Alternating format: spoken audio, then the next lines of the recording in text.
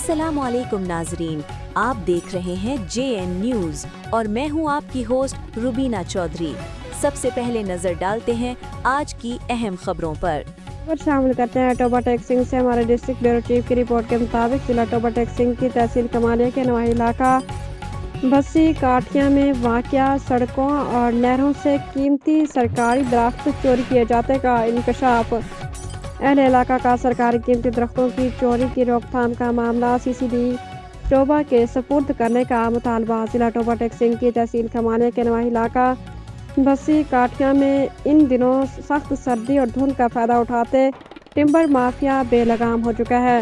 रात के अंधेरे में नहरों और सड़कों से सरकारी कीमती दरख्तों का सफाया किया जा रहा है।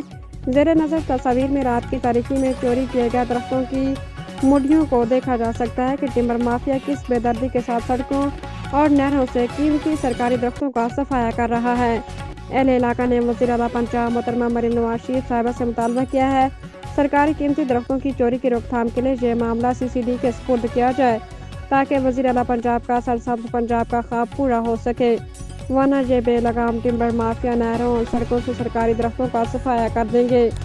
याद रहे कि जब से इलेक्ट्रिक कटर मार्केट में आए हैं तब से सरकारी कीमती दरख्तों की चोरी मामूल बढ़ती जा रही है।